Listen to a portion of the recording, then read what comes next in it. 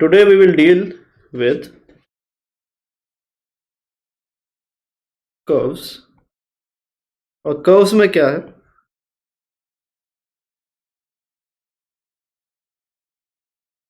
Curves have different slope at different points.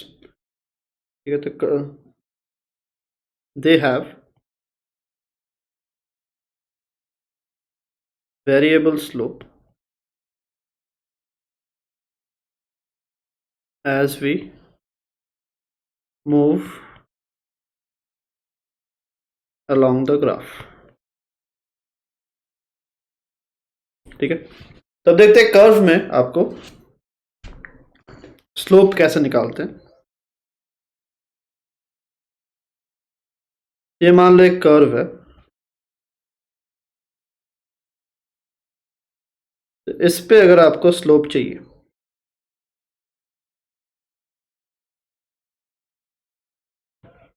इसके लिए क्या करेंगे. देखो, ये मान लो दो पॉइंट्स आपने चूज किए, point A and point B, और इन पे आपको क्या निकालना है, इन पे आपको स्लोप निकालना.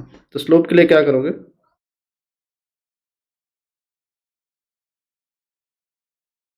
पॉइंट ए पे आपको एक टेंजेंट बनाना पड़ेगा. ठीक है, और पॉइंट बी पे भी सिमिलरली एक और टेंजेंट आपको बनाना पड़ेगा.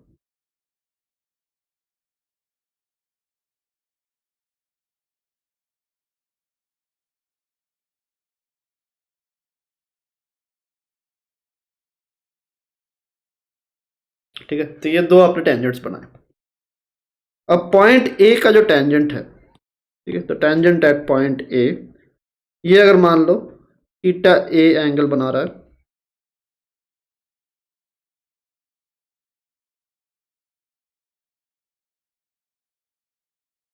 और पॉइंट बी का जो टेंजेंट है, ये अगर मान लो थीटा बी एंगल बना रहा है. ठीक है, तो हम क्या बोल रहे हैं बेसिकली, देखो पॉइंट ए पे इस ग्राफ को, इस पूरे ग्राफ को अगर आप छोटे छोटे पार्ट्स में डिवाइड करो, देखो इस पूरे ग्राफ को हमने एक छोटे छोटे पार्ट्स में डिवाइड किए. और कैसे डिवाइड किया, पॉइंट ए जो है, पॉइंट ए के आसपास अगर आप जूम इन करो तो ये पार्ट ऑलमोस्ट अ स्ट्रेट लाइन दिख रहा है. तो this is almost a straight line. ठीक है, तो इस स्ट्रेट लाइन का स्लोप कितना होगा वो अगर हमने निकाल लिया, ठीक है, तो then we will be able to find out कि पॉइंट ए का स्लोप कितना है. समझ में आ रहा है चीज? Yes sir. तो इसका स्लोप कैसे निकालेंगे, पॉइंट ए से अगर एक स्ट्रेट लाइन हम पास करें तो वो बेसिकली इस पॉइंट ए का टेंजेंट ही होगा. समझ में आ रहा है चीज?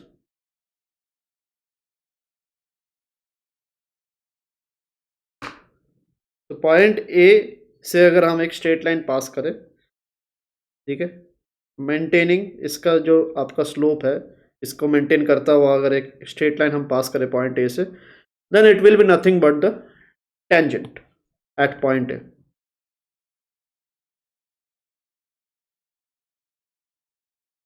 ठीक है, तो हम क्या बोल सकते हैं,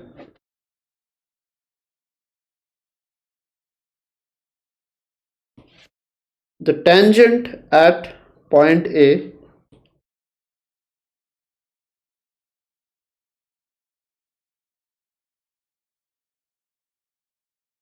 is a straight line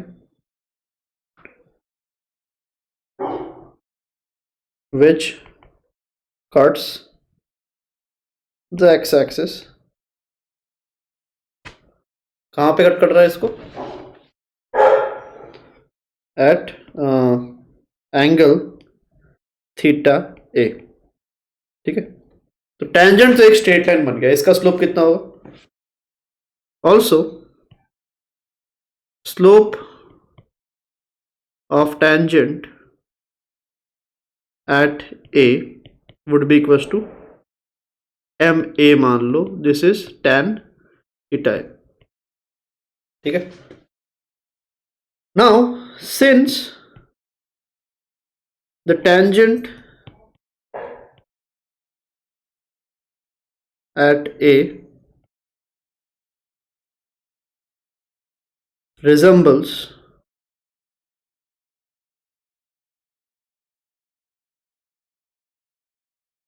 the small part taken around it in terms of slope.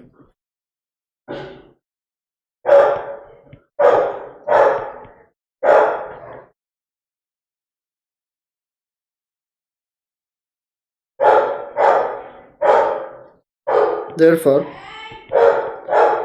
slope at A is equals to slope of tangent at A.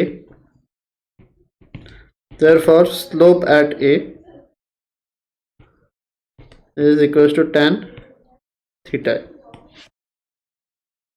ठीक है, तो ये चीज समझ में आ रहा है सबको?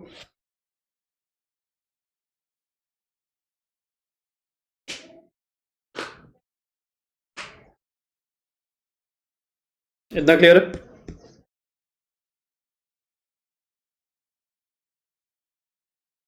So this is the basic method by which we find out the slope at any point on a curve. ठीक है, सिमिलरली अगर आप पॉइंट बी को लोगे, ठीक है, तो पॉइंट बी के आसपास को अगर आप देखो, if you consider a very small area, a very small region around point B, that will also look like approximately a straight line. और ये स्ट्रेट लाइन और ये जो हमने टेंजेंट बनाया at point B, they will also have the same slope. ठीक है, almost same ही है दोनों। ठीक है, ये जी समझ में आ रहा है? तो मेथड क्या है? In order to find out slope at any point on the curve, we have to draw a tangent at that particular point and we have to see what is the slope of the tangent. तो जो भी tangent का slope होगा, that will only be the slope of the respective point जिसको हम निकालना चाह रहे हैं। क्लियर है?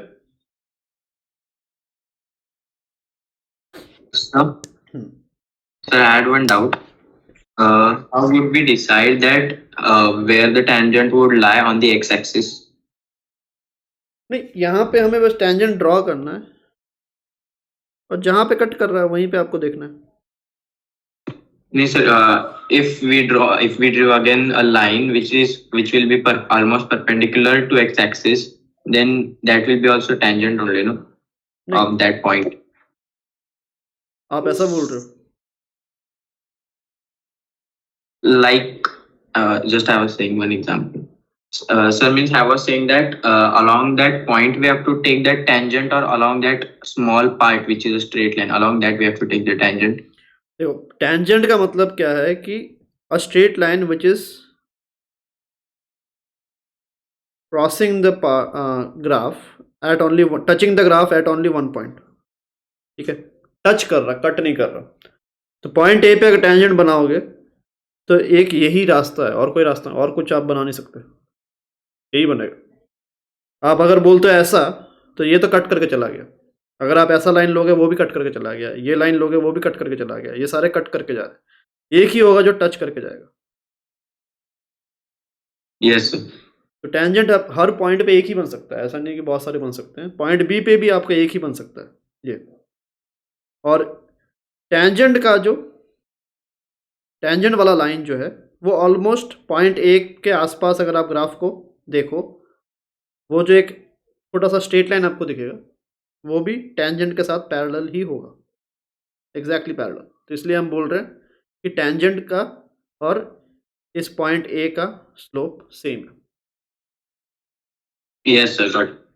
ठीक है, सिमिलरली यहाँ पे पॉइंट बी पे भी अगर आप ये छोटा सा पार्ट उठाओ, तो ये जो छोटा सा आपको स्ट्रेट लाइन दिख रहा है, इसका स्लोप चाहिए, तो उसी से आपको मिल जाएगा पॉइंट बी का स्लोप कितना है। तो अगर आप इसका स्लोप निकालो और इस पॉइंट बी से जो टेंजेंट जा रहा है, इस टेंजेंट का स्लोप निकालो, वो सेम ही होंगे बिकॉज दे आर पैरेलल। ठीक है? Yes sir. तो टेंजेंट, वही स्लोप निकालने का तरीका क्या है? If you are suppose to find out the slope at any point on a curve, then you should draw the tangent at that point, और उस टेंजेंट का जो भी स्लोप रहेगा वही आपका उस पॉइंट का स्लोप रहने वाला है। ठीक है, this is the basic geometrical method. तो अभी देखो, आपको अगर ये स्लोप बनाना है, ठीक है, ये टेंजेंट अगर बनाना है, सबसे पहले तो आपको एक स्केल चाहिए। फिर आपको ये एंगल अगर मेजर करना है, फिर इसका क्या करना है, इसका टैन भी आपको लेना है, टैन थीटा बी, वो आपका स्लोप एट बी होगा। तो बहुत सारी चीज़ें यहाँ पे, स्ट्रेट लाइन के लिए स्केल, एंगल के लिए प्रोट्रैक्टर चाहिए, और इसका टैन निकालने के लिए आपको कैलकुलेटर चाहिए। ठीक है, तो ये जो मेथड है ग्राफिकली निकालने का, चलो इससे आप निकाल तो सकते हो, बट मैथमेटिक्स के point of view say that is not efficient enough, because इसमें बहुत सारी चीज़ें आपको करनी पड़ रही है। बिना स्केल, प्रोट्रैक्टर और कैलकुलेटर के आप ऐसे निकाल नहीं सकते। तो यहाँ पे क्या है देखो, इसके लिए एक मैथमेटिक्स बनाया गया, an entire branch of mathematics which was able to find out the slope at any point on the curve। ठीक है, और कैसे निकाल सकता है वो, without using a scale, without using a protractor, without using a calculator. ठीक है, किसी भी चीज़ का वो हेल्प नहीं ले रहा, बट आपको स्लोप निकाल के वो दे देगा। किसी भी पॉइंट पे आप अगर निकालना चाहो वहाँ का स्लोप कितना होगा, straight away from pure mathematics, कुछ इक्वेशंस, कुछ मैनिपुलेशंस, वहीं से आपका निकल के आ जाएगा। ठीक है, तो ये जो मैथमेटिक्स है, ठीक है, इसको हम क्या बोलते हैं, this is known as differential calculus. ठीक है, तो यहाँ पे हम देखते हैं आगे, ये इतना लिख लिया सबने, कितना हो गया, ये कंप्लीट कर लो पहले।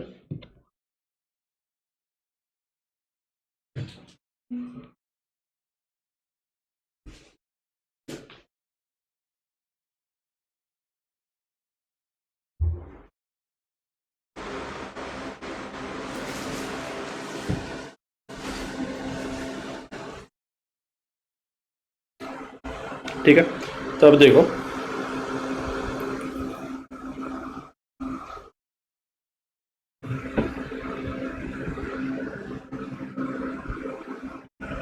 now in order to find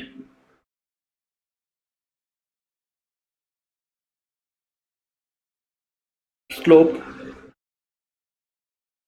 using the geometrical way,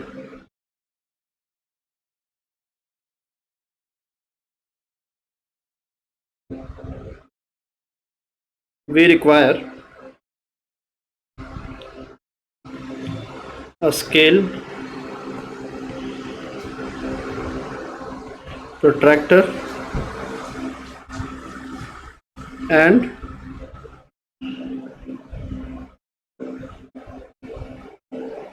calculator। ठीक है, उसके बिना आपका नहीं निकलेगा।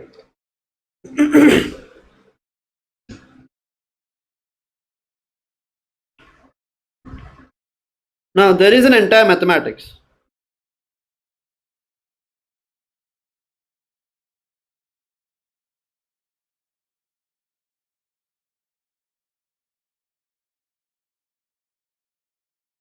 which deals with slopes।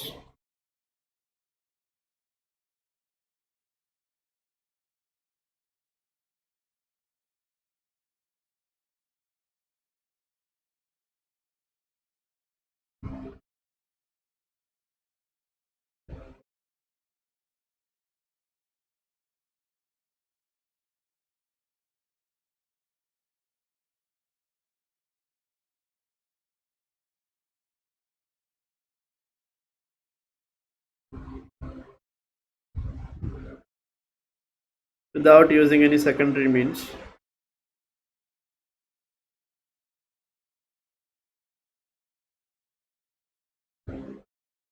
and it is called differential calculus।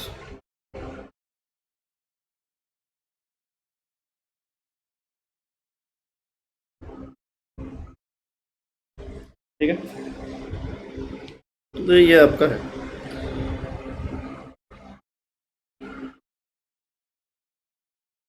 Differential calculus जो है वो इसी चीज़ से डील करता है, slope at any point on graphs, और उसके मैथमेटिक्स आगे क्या, उससे क्या क्या चीज़ें कर सकते हैं, क्या क्या नहीं कर सकते हैं, उन सब चीज़ों से ये डील करता है। ठीक है, तो we will learn about an operation called different derivatives या डिफरेंशिएशन। जो स्लोप निकालना है, स्लोप निकालने का जो मेथड है, ठीक है, उस प्रोसेस को हम क्या बोलते हैं, डिफरेंशिएशन। तो उसको आगे देखेंगे, अभी इतना लिख लो पहले।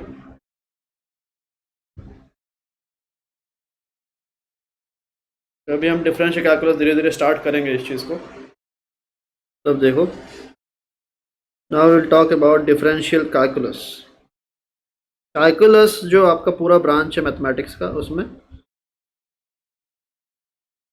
दो मेन आपके सब पार्ट्स होते हैं, एक डिफरेंशियल कैलकुलस, एक आपका इंटीग्रल कैलकुलस। ठीक है, तो अभी हम डिफरेंशियल कैलकुलस के बारे में बात कर रहे हैं, which deals with finding slopes. इसमें देखो क्या क्या है।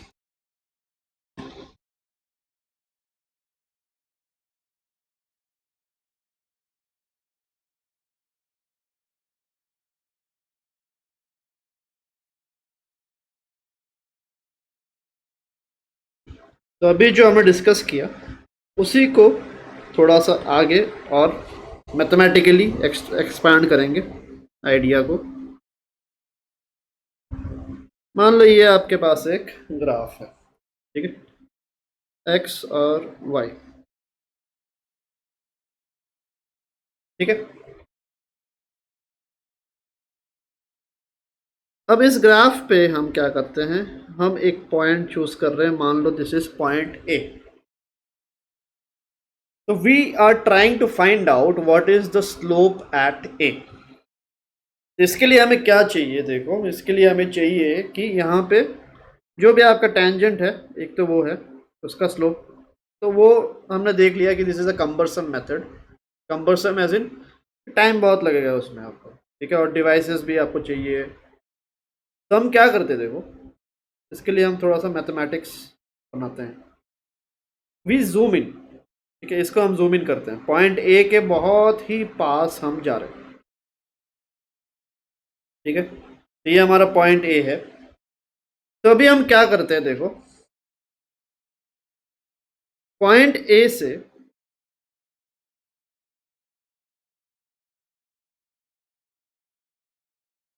हम हल्का सा आगे चलते हैं, ठीक है। मान लो हम यहाँ तक पहुँचे, ठीक है, बहुत ही छोटा सा लेंथ हमने कवर किया, मान लो बहुत ही छोटा सा, ठीक है। तो इतने से लेंथ जब हम कवर करेंगे, इतना सा लेंथ ऑलमोस्ट एक स्ट्रेट लाइन रहने वाला है। ये चीज़ समझ में आ रहा है?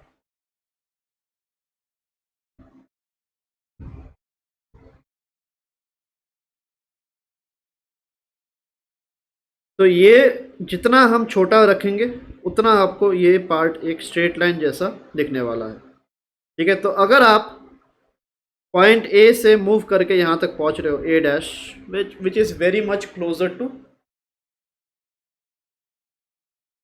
ए, यहाँ से मान लो आप ए डैश तक पहुँचे, ठीक है। तो इन द मीन वाइल आपने एक्स में एक लेंथ कवर किया होगा, वाई में एक लेंथ कवर किया होगा। ये चीज़ समझ में आ रहा है?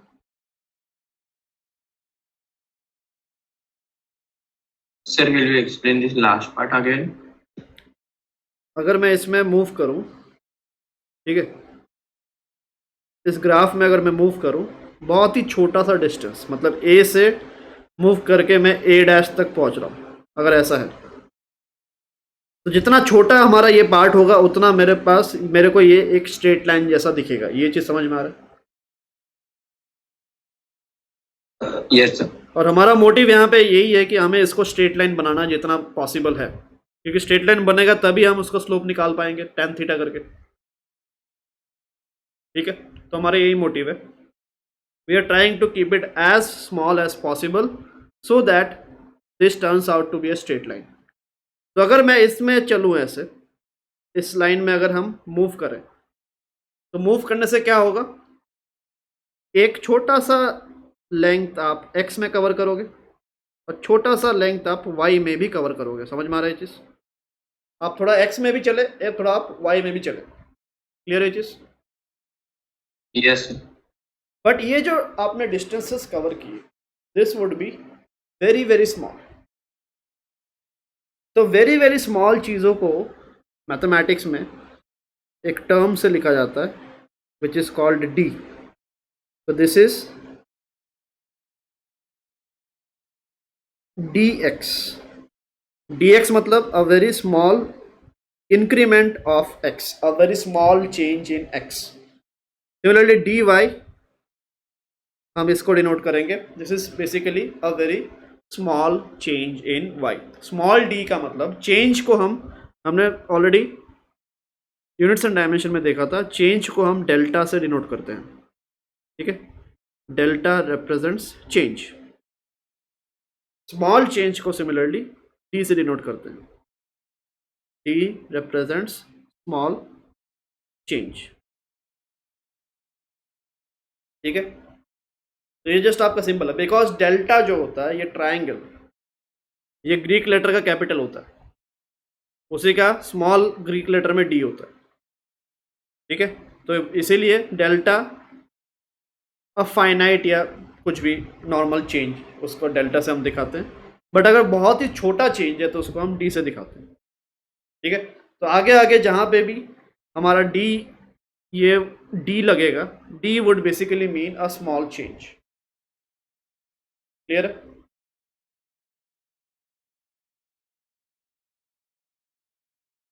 Yes sir. तो यहाँ पे जो हमारा ट्राइंगल बना, ठीक है, ए के विसिनिटी में हमने ये ट्राइंगल बनाया. और ये ट्राइंगल देखो, जितना हमारा ये ट्राइंगल छोटा होगा उतना हमारे लिए बेटर है, बिकॉज उतना हमें ये एक स्ट्रेट लाइन मिलेगा और उतना हम इसका अगर एंगल निकालेंगे. ठीक है, तो यहाँ पे देखो, ये जो स्ट्रेट लाइन है ये एक्स एक्सिस के साथ कितना एंगल बना रहा है, यही वाला एंगल बना रहा है.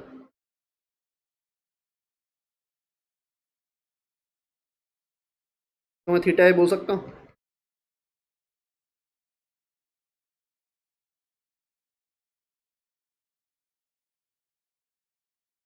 ठीक है, और tan थीटा ए क्या होगा,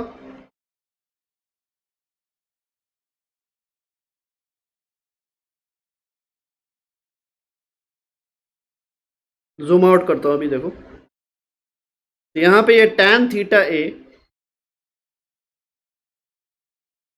इसको बेटर है कि आप अलग से डायग्राम बनाओ. यहाँ पे इसको ए जो है, ए पॉइंट आपका मान लो यहाँ पे था, और इसको अगर आप जूम इन करो इतने से ही पार्ट को,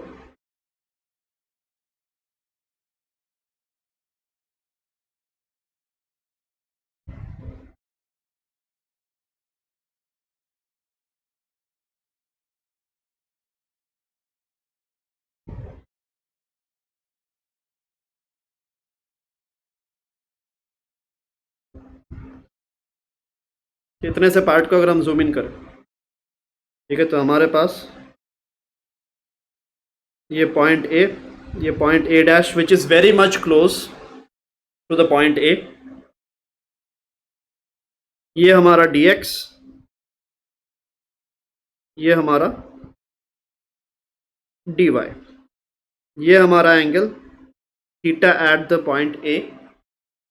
नाउ यहाँ से अगर हम tan थीटा ए निकाले, देखो tan थीटा ए क्या होगा, tan theta A is going to be dy by dx. dy by dx. ठीक है, और tan थीटा ए को मैं स्लोप एट पॉइंट ए बोल सकता हूँ, बिकॉज हम ए के बहुत ही आसपास देख रहे थे, और ए के बहुत ही आसपास ग्राफ ऑलमोस्ट एक छोटा सा स्ट्रेट लाइन जैसा है, उसका स्लोप जो भी रहेगा वही क्या होगा, पॉइंट ए का स्लोप भी होगा. ठीक है,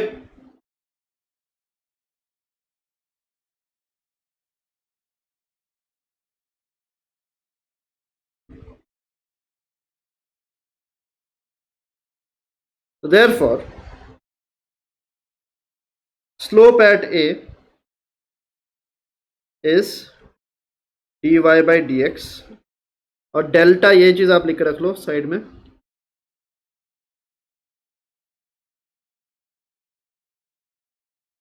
delta is for change and d stands for very small change.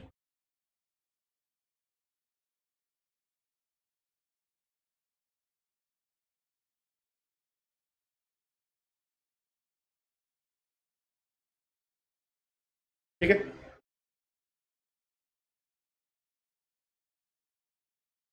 इतना लिखो पहले, फिर आगे का डिस्कशन करेंगे।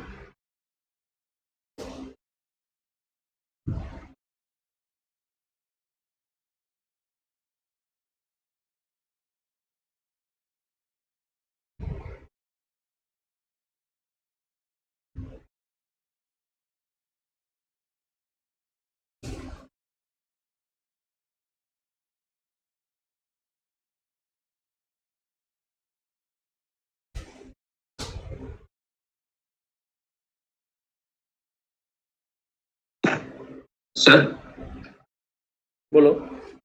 m of a is the slope of that line. हाँ, that small line in the vicinity of a, which is also equals to dy by dx. Yes.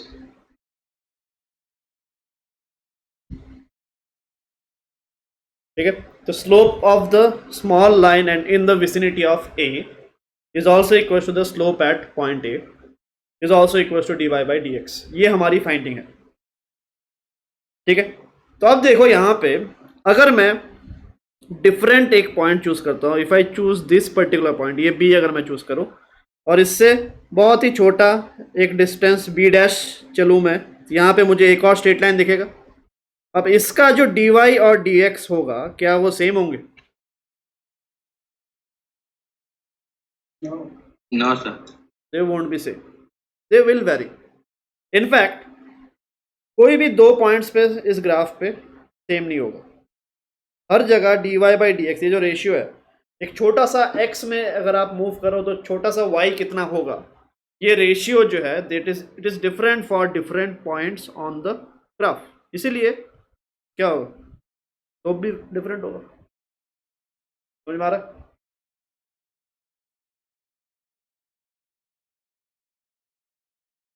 This is the reason why slope is also different at different points on the graph, because dy by dx का ratio जो है that would turn out to be different, and it turns out that not only for different points on a particular graph, for different graphs also ये चीज आपका different होता है। ठीक है, तो अगर हमने ये dy by dx कैसे निकालते हैं, इसका अगर हमने इस ग्राफ के लिए अगर मैं ये dy by dx का एक इक्वेशन निकाल लूं, ठीक है, जिसमें मुझे बस लोकेशन पुट करना है और उससे मुझे रिजल्ट मिल जाए।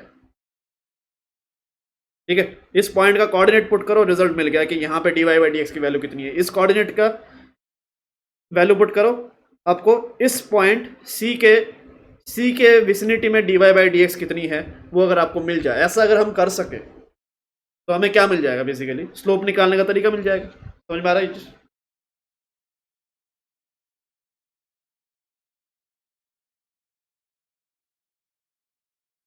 तो अभी कैलकुलस, डिफरेंशियल कैलकुलस में हम यही चीज सीखेंगे।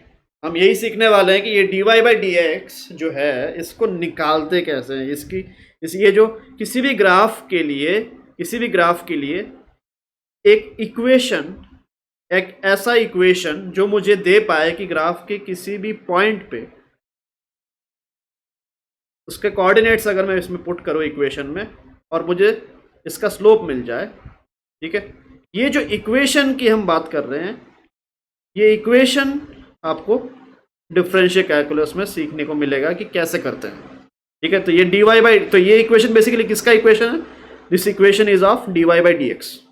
ठीक है, तो ये आपका जो है dy बाई dx का जो इक्वेशन है वो इक्वेशन आपको बता देगा किसी भी पॉइंट जिसको आपको चाहिए वो इस इक्वेशन में डालो तो उस पॉइंट का dy बाई dx आपको निकाल के दे देगा। तो डिफरेंशियल कैलकुलस में आप यही चीज़ सीखोगे। और ये जो प्रोसेस है, ये जो ऑपरेशन है, ठीक है, किसी भी ग्राफ का dy बाई dx निकालना या फिर dy बाई dx का इक्वेशन निकालना। ठीक है, मोर स्पेसिफिक हम बात करते हैं, किसी भी ग्राफ का dy बाई dx का इक्वेशन निकालना, that process is known as differentiation. Clear है सबको? Yes, sir. The process, now यहाँ पे ये चीज़ आप लिखो, इसमें बहुत सारी चीज़ें आपको ऐसा है कि जो आप पहली बार सुन रहे हो, पहली बार देख रहे हो। ठीक है, तो यहाँ पे थोड़ा सा आपको क्या करना पड़ेगा, जैसे क्लास खत्म हुआ बार बार इसको 2-3 बार 4 बार 5 बार इसी चीज़ को आप देखोगे तो धीरे धीरे आपके लिए ये चीज़ें क्या हो जाएंगी, रिलेटेबल हो जाएंगी और आप यूज्ड हो जाओगे इन सब चीज़ों से। ठीक है। So now the value of dy by dx varies as we take different points on the graph.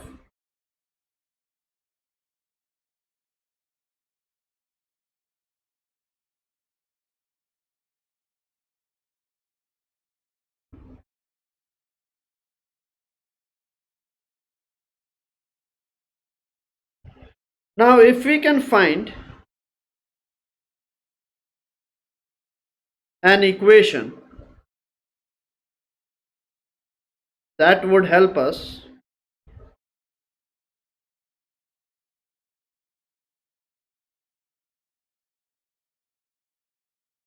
to find the value of dy by dx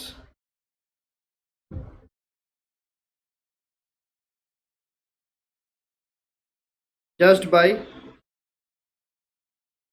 putting the coordinates of the point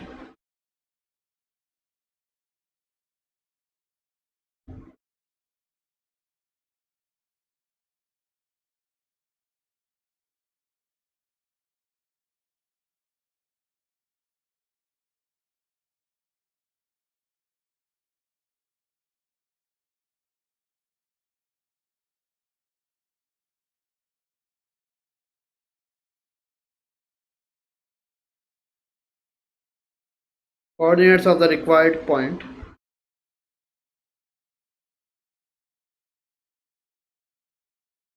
it would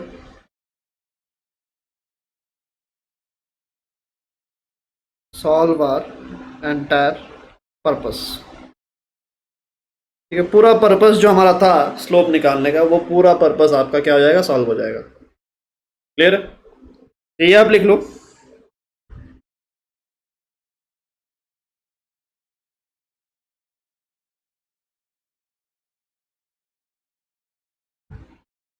of finding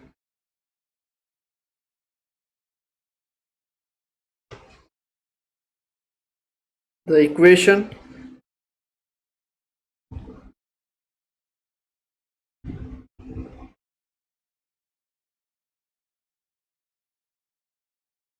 to find dy by dx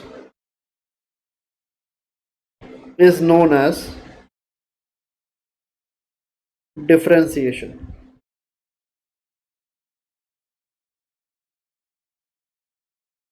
ठीक है, इसी process को हम क्या बोलते हैं, differentiation.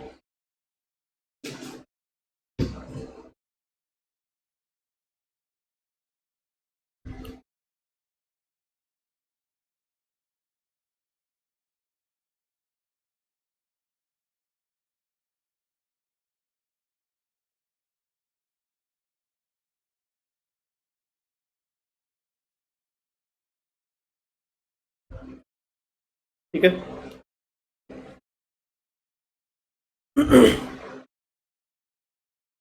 तो अभी आगे फर्दर प्रोसीड करने से पहले थोड़ा और हमें इंफॉर्मेशन चाहिए। ठीक है, थोड़ा और हमें चीज़ें पता होनी चाहिए, टर्मिनोलॉजीज और ये सब चीज़ें, तो वो हम पहले देख लेते हैं। तो first we will talk about functions. Functions क्या होते हैं? ठीक है, यहाँ पे ये dy बाई डी एक्स जो है, इसका इक्वेशन क्या निकलेगा? ठीक है, ये dy बाई डी एक्स इसका इक्वेशन क्या निकलेगा, दैट एंटायरली डिपेंड्स ऑन कि y हमारा क्या है। ठीक है, तो ये y जो है, इस y को हम क्या बोलते हैं, उसको समझने के लिए थोड़ा आपको फंक्शंस में जाना पड़ेगा। फंक्शंस होता क्या, देखते हैं। यहाँ पे आप बेटर है ये चीज़ लिख कर रखो।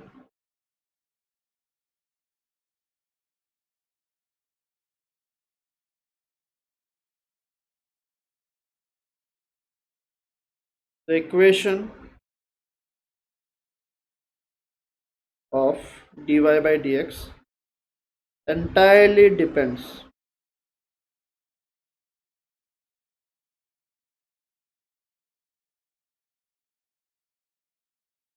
on the value of y। ठीक है, and Y is called a function.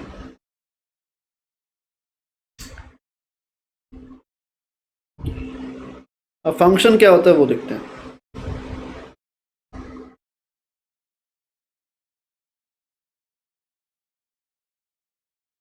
ठीक है, इस वाई को फंक्शन बोला जाता है। ग्राफ जिस भी चीज़ का हम बनाते हैं, ग्राफ्स हमेशा फंक्शन का ही बनता है। ठीक है, तो फंक्शंस क्या है पहले तो वो देखते हैं।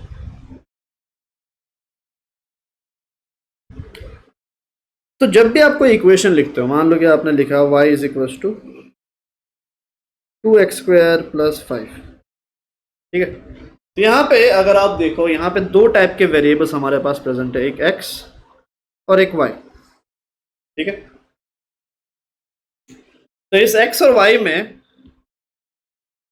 ये y क्या है, this y is your dependent variable, और इसको हम इंडिपेंडेंट वेरिएबल बोलते हैं। रीजन बीइंग, ये हमारा जनरल कन्वेंशन है, हमेशा इक्वेशन के राइट हैंड साइड में हम इंडिपेंडेंट वेरिएबल को रखते हैं और लेफ्ट हैंड साइड में हम इंडिपेंडेंट वेरिएबल जो होता है उसी को हम रखते हैं। ठीक है, तो यहाँ पे इसका मतलब क्या है, this is your dependent variable and this is your independent variable. Independent variable मतलब जिसको आप अपने हिसाब से कुछ भी चूज कर सकते हो। ठीक है, यहाँ पे जब आप y की वैल्यू निकालोगे, आप x को अपने हिसाब से कुछ भी चूज करोगे। ठीक है, तो x की वैल्यू आपने अपने हिसाब से चूज कर लिया। ठीक है, उसी के हिसाब से निकल के आएगा कि y आपका है कितना। ठीक है, तो जिसको आपने खुद अपने हिसाब से चूज किया, that is called your independent variable, और जिसका value depending on your choice of x निकल के आया, that is called your dependent variable. ठीक है, तो हम यहाँ पे क्या बोलते हैं, y depends on x as what, x² 2x² + 5, जो भी आपको दिया रहेगा इक्वेशन उसके हिसाब से। ठीक है, ये हम नॉर्मल लेमैन लैंग्वेज में बोल सकते हैं, बट टेक्निकल लैंग्वेज थोड़ा अलग है। टेक्निकली इसी चीज़ को थोड़ा अलग तरीके से बताया जाता है। तो इस चीज़ को क्या बोलते हैं, इसको टेक्निकल टर्म होता है y is a function of x। ये आपका टेक्निकल लैंग्वेज है, वेयर फंक्शन क्या है, फंक्शन इज मतलब y x पे डिपेंड कर रहा है, और डिपेंडेंस कैसा है, ये आपका 2x² + 5।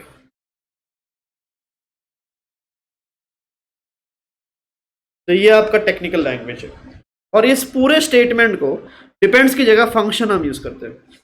y किसका फंक्शन है, x का फंक्शन है, बिकॉज x आपका इंडिपेंडेंट, जो भी इंडिपेंडेंट वेरिएबल होता है उसका फंक्शन रहता है। ठीक है, तो y is a function of x, और फंक्शन क्या है हमारा, ये हमारा फंक्शन। क्लियर है जिस, तो this is your technical way of saying the same thing. और सिंस मैथमेटिक्स में we always use short hands, mathematics में कभी भी लैंग्वेज यूज नहीं होता, we always use short hand. इस पूरे स्टेटमेंट को आप सिंपली ऐसे लिख सकते हो,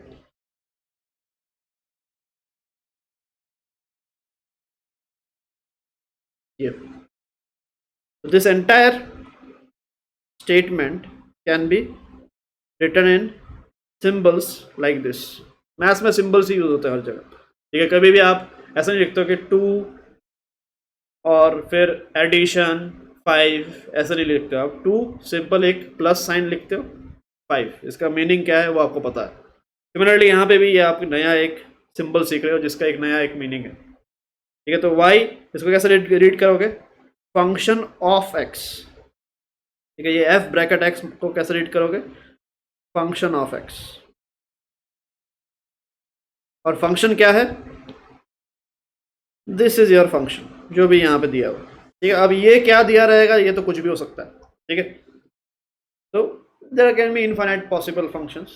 ठीक है, और डिपेंडिंग ऑन द फंक्शन क्या दिया हुआ है, ठीक है, ये फंक्शन क्या दिया हुआ है, उसी के हिसाब से डिसाइड होगा कि dy/dx कितना निकल के आएगा। समझ में आ रही है चीज।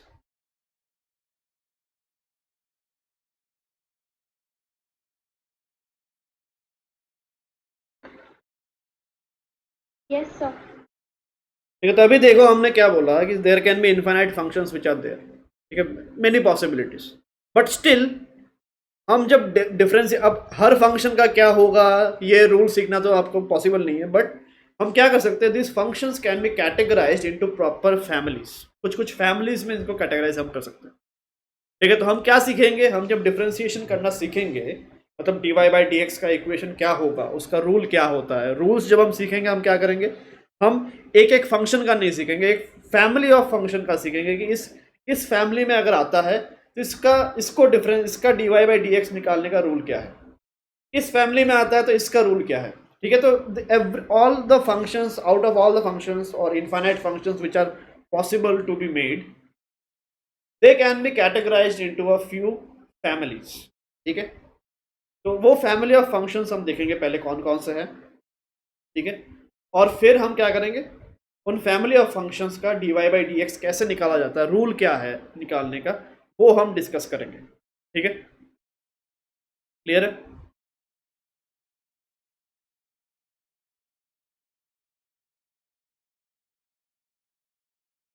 चलो, तो अभी अगर आप कर्व देखो, कर्व होता क्या है, कोई भी अगर आप कर्व बना रहे हो वो फंक्शन का ही बनता है। तो कर्व क्या है, इट इज एन आउटलाइन और diagram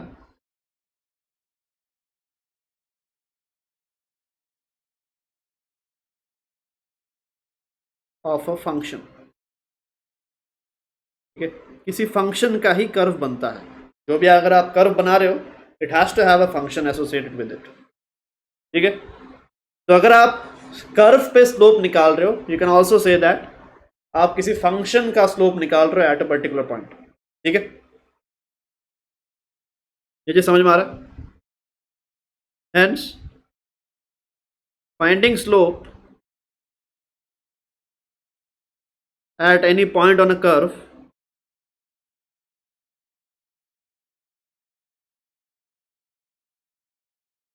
is exactly similar to finding slope at any point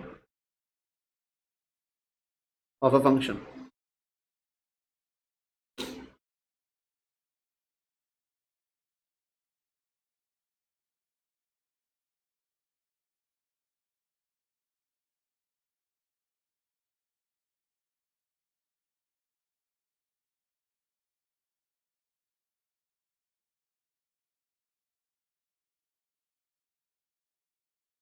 समझ में आ रहा है चीज?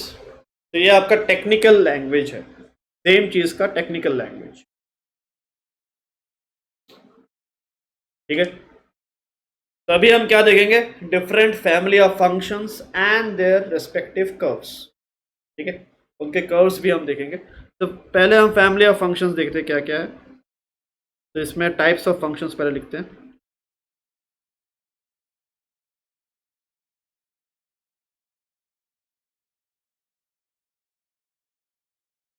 तो पहला टाइप आपका है पॉलिनोमियल फंक्शन।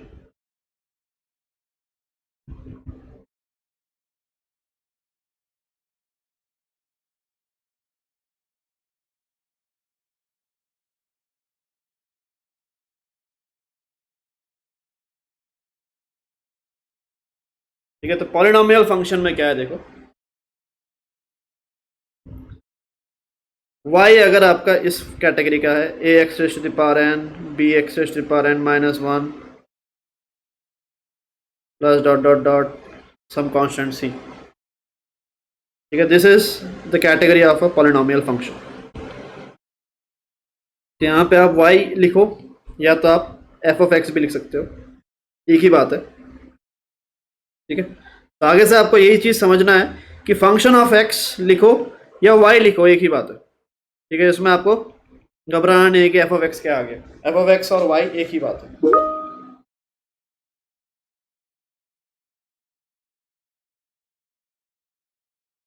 ठीक है,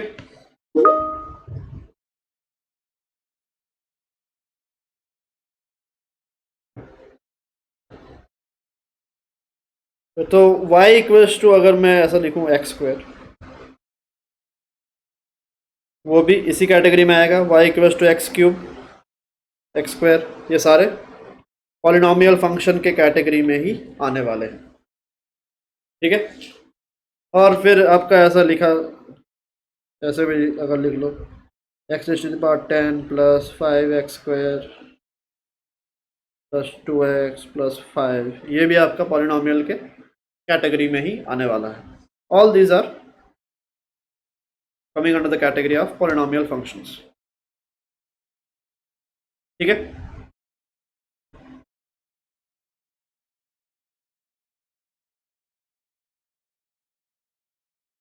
लिख लिया ये?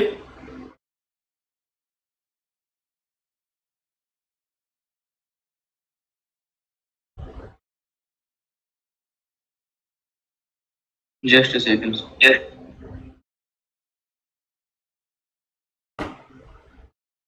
So these are examples.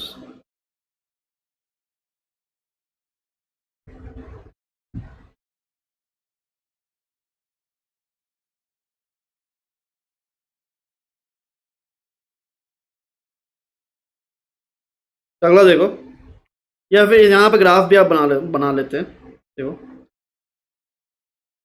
तो these are few basic graphs जो आपको पता होना चाहिए, आगे जाके बहुत यूज होंगे ये सब।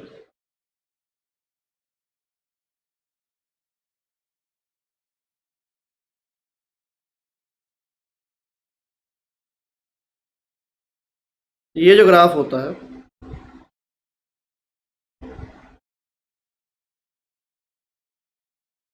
जीरो से पास होता हुआ, this is the graph of y equals to X square, या आप बोल सकते हो, बेटर ऐसे लिखो, इसकी आदत डालो, F of X equals to X square, इसका ग्राफ है। This shape is called a parabola, ठीक है। तो y equals to X square का ग्राफ आपको याद रखना है, ठीक है, ये ऐसा होता है।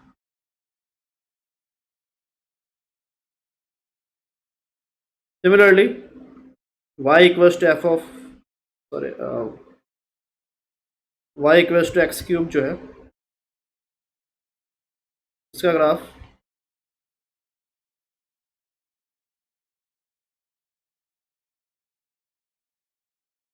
इस टाइप का होता है।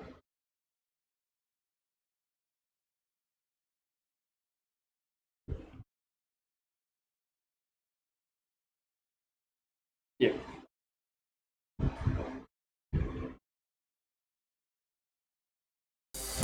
Please like, share and subscribe and hit the bell icon for future updates.